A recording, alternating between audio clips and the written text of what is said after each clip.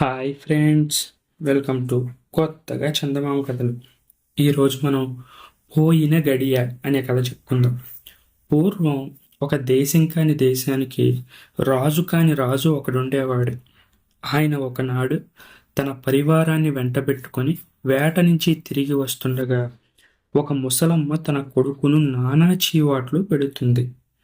రాజు తన గుర్రాన్ని ఆపి, ఎందుకవ్వా గుర్రాన్ని అలా తిట్టిపోస్తున్నావు అని అడిగాడు. పుట్టక పుట్టక నా కడుపుని ఎర్రిబాగులోడు పుట్టాడు, వీడికేం చెప్పినా తెలీదు, ఏది అర్థం కాదు, వీడితో ఎలా సావను అన్నది ముసలమ్మ.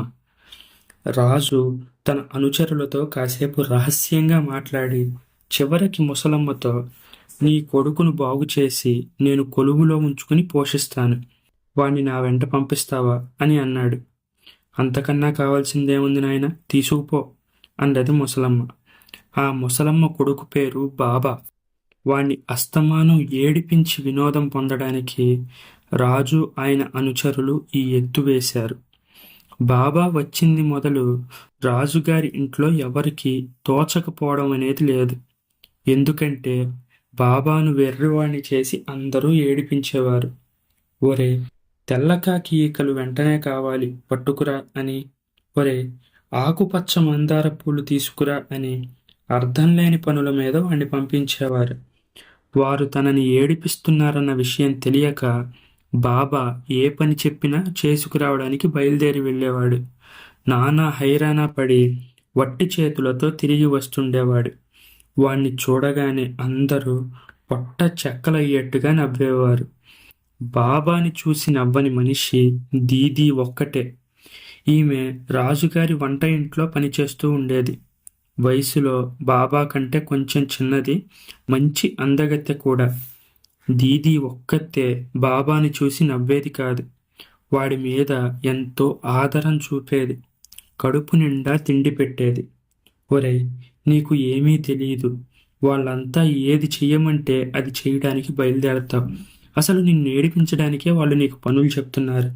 ఎవరన్నా నిన్ను ఏ పని మీదన్నా పొమ్మంటే బయలుదేరే ముందు నాతో చెప్తూ ఉండు అని దీదీ బాబాకు సలహా ఇచ్చింది.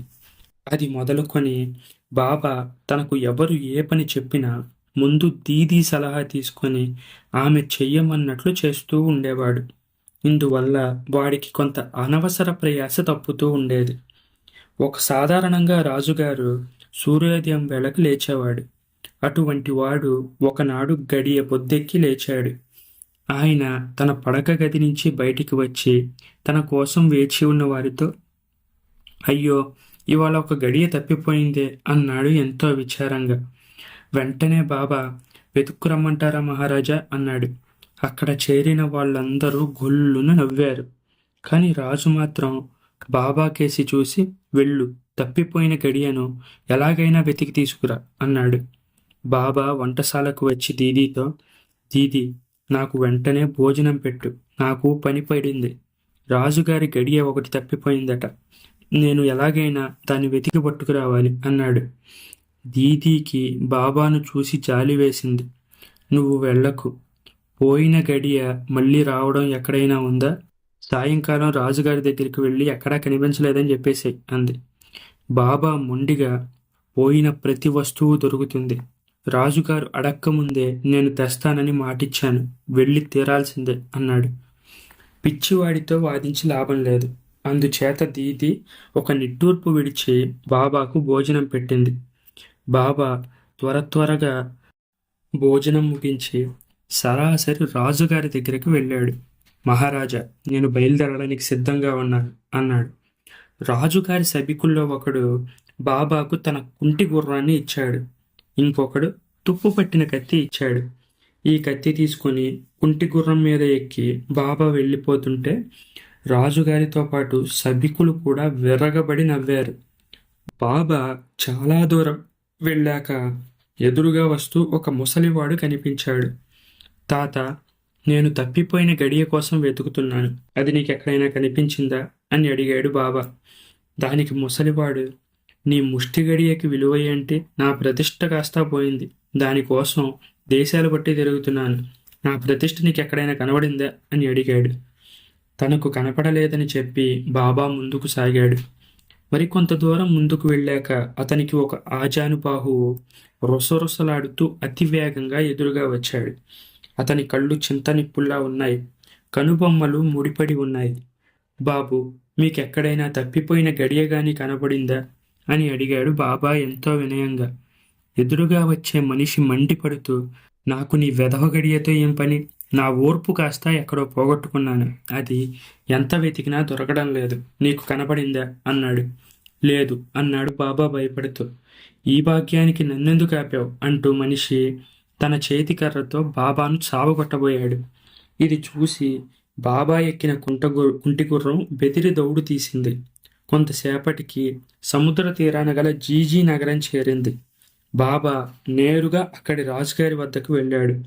నేను మా రాజుగారు పోగొట్టుకున్న గడియ కోసం వెతుకుతున్నాను. దాన్ని పట్టుకోవడానికి మీరేమన్నా సహాయపడగలరా అని అడిగాడు. రాజుగారు కంటనీరు పెట్టుకుంటూ, బాబు, నేను నీకేం సహాయం చేయగలను? 15 ఏళ్ల క్రితం నా కూతురు తప్పిపోయింది. ఎంత వెతికినా దొరకలేదు. నీ గడియ కోసం వెళ్ళేటప్పుడు నా కూతురి జాడ కూడా విచారించవచ్చు కదా అన్నాడు. అలాగేలేండి అని బాబా జీజీ రాజుగారి వద్ద సెలవు తీసుకుని అక్కడి నుంచి ముందుకు సాగి వెళ్ళాడు. సముద్ర తీరాన బాబాకు ఒక పడవ కనిపించింది. అందులో నావికులు సరుకు ఎక్కిస్తున్నారు.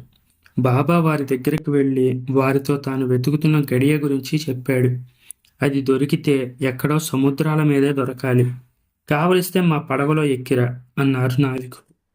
బాబా అమాయకుడని, వాడి చేత అన్ని పనులు ఊరికే చేయించుకోవచ్చని నావికులు తెలుసుకున్నారు.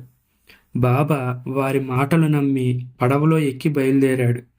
నడి సముద్రంలో పెద్ద తుఫాను చెలరేగి పడవ కొన్ని కొండలకు తగిలి ముక్కలు ముక్కలైపోయింది.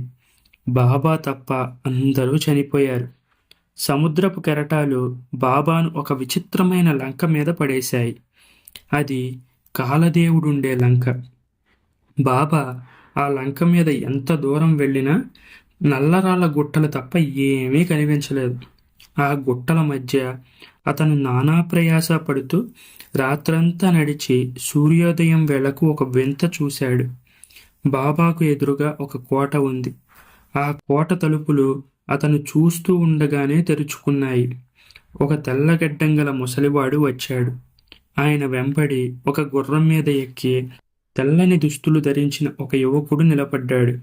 అతని చుట్టూ 60 మంది కుర్రవాళ్ళు అతనిలానే తెల్లటి దుస్తులు ధరించి తెల్లని పొట్టి గుర్రాలెక్కి ప్రయాణానికి సిద్ధంగా ఉన్నారు. ముసలివాడు సైగ చేయగానే గుర్రాల మీద ఉన్న వాళ్ళందరూ శరవేగంతో కదిలి బాబా పక్కగా వెళ్ళిపోయారు. బాబా ముందుకు వచ్చి ఆ వృద్ధుణ్ణి సమీపించాడు. అయ్యా, మీరెవరు?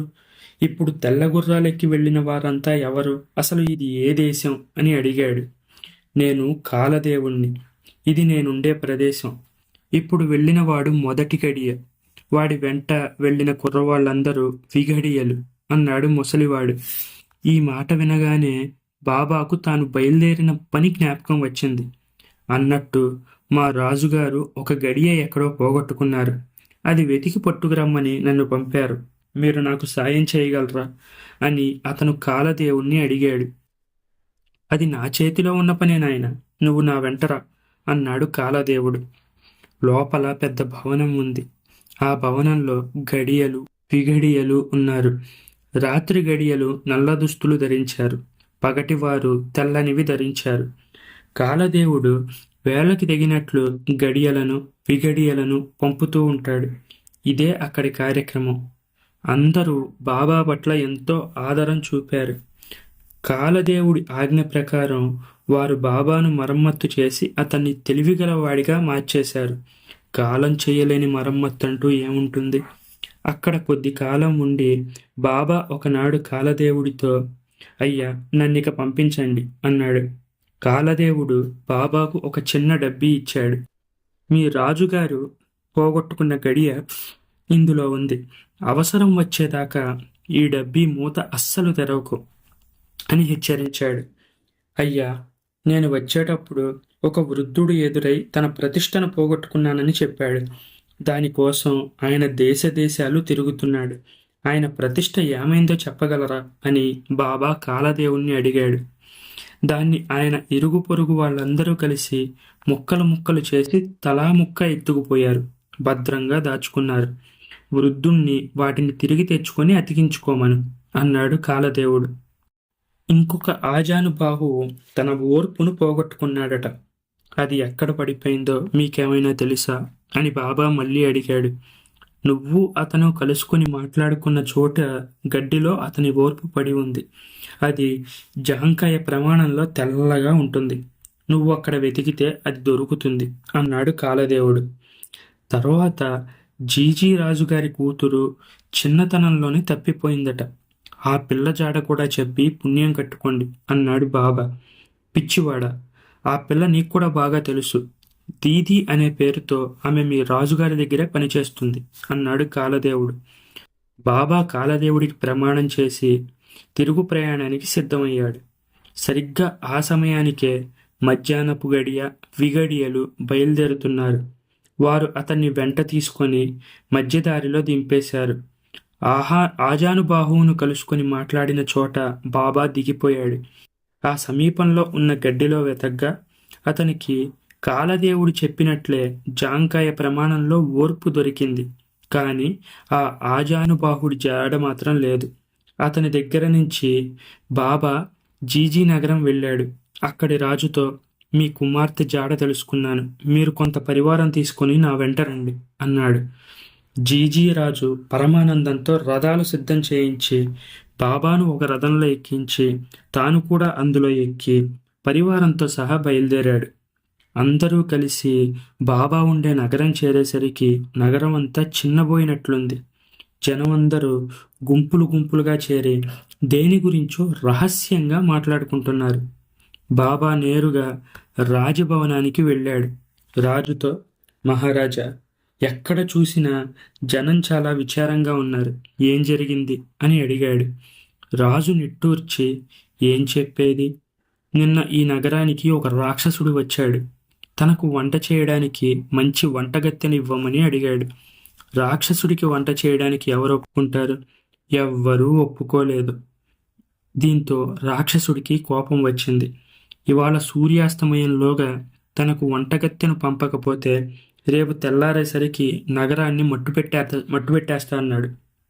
ఈ సంగతి తెలిసి దీది నగరాన్ని రక్షించేందుకు గాను తాను రాక్షసుడి నౌకరీ చేస్తానని ఒప్పుకుంది. ఇదిగో ఇంతకు ముందే సరిగ్గా సూర్యాస్తమయం కాబోతూ ఉండగా ఆమె బయలుదేరి వెళ్ళిపోయింది అన్నాడు రాజు విచారంగా. బాబా చివాలన లేచి నిలబడ్డాడు. అతను పడమటి ఆకాశం కేసి చూసి, సూర్యాస్తమయమై ఇంకా గడియ కాలేదు. ఈ గడియను వెనక్కి తిప్పి దీది ఇక్కడే ఉండేట్టు చేద్దాం అంటూ చప్పున డబ్బీ పైకి తీసి మూత తెరిచాడు. మరుక్షణం కళ్ళు మిరుమిట్లు గొలిపే కాంతి ఒకటి మెరిసింది. ఆ తర్వాత కాలం ఒక గడియ వెనక్కి జరిగింది. పడమటి వైపున సూర్యుడు అస్తమించబోతున్నాడు. దీది రాక్షసుడి వద్దకు బయలుదేరబోతుంది. బాబా పరిగెత్తుకు వెళ్ళి ఆమె చెయ్యి పట్టుకొని, దీది, నువ్వు రాక్షసుడి వద్దకు వెళ్లాల్సిన అవసరం లేదు.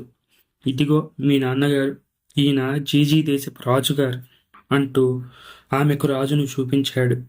జీజీ రాజు తన కుమార్తెను కౌగలించుకొని ఆనంద బాష్పాలు రాల్చాడు. అందరూ దీదీని గురించి తెలుసుకోవడంలో నిమగ్నులై ఉండగా చీకటి పడింది. తనకు వంటగత్తెను పంపలేదని రాక్షసుడు అలిగి ఉగ్రుడై పెడబొబ్బలు పెట్టుకుంటూ వచ్చాడు. వాడి సంగతి నేను చూస్తాను, మీరెవ్వరూ భయపడకండి అంటూ బాబా వాడి మీదకి కత్తి దూసి వెళ్ళాడు. రాక్షసుడు నోరు తెరిచి చేతులు చాచి బాబాను పట్టుకోవడానికి వచ్చాడు. వాణ్ణి దగ్గర దాకా రానిచ్చి బాబా తన దగ్గర ఉన్న ఓర్పును తెరచి ఉన్న వాడి నోట్లోకి విసిరాడు. వెంటనే రాక్షసుడిలో పెద్ద మార్పు వచ్చింది. వాడు ఆ ఓర్పును మింగి బాబాను చూసి పిచ్చి నవ్వు నవ్వాడు. కోప్పడకండి, వస్తాను, సెలవు, నమస్కారం అని ఒక దండం పెట్టి తల వంచుకొని వచ్చిన దారినే వెనక్కి తిరిగి వెళ్ళిపోయాడు. తర్వాత జీజీ రాజుగారు బాబాతో, నాయన, నాకు మగపిల్లలు లేరు. నా కూతుని నాకు అప్పగించావు. నీ రుణం నేను ఎలాగో తీర్చుకోలేను. మా దేశం వచ్చి మా అమ్మాయిని పెళ్ళాడి నా తదనంతరం రాజ్యం చేద్దుగాని రా అన్నాడు. బాబా సంతోషంగా ఒప్పుకున్నాడు. అనంతరం బాబాకి దీదీకి మహావైభవంగా పెళ్లి జరిగింది. బాబా జీజీ నగరానికి వెళ్ళి మామగారి అనంతరం ఆ రాజ్యానికి రాజు అయ్యాడు. ఈ కథ మీకు నచ్చినట్లయితే దీన్ని లైక్ చేయండి, మీ ఫ్రెండ్స్ అందరికీ షేర్ చేయండి. అలాగే మన ఛానల్ని సబ్స్క్రైబ్ చేసుకోవడం మాత్రం అస్సలు మర్చిపోకండి. Thank you friends.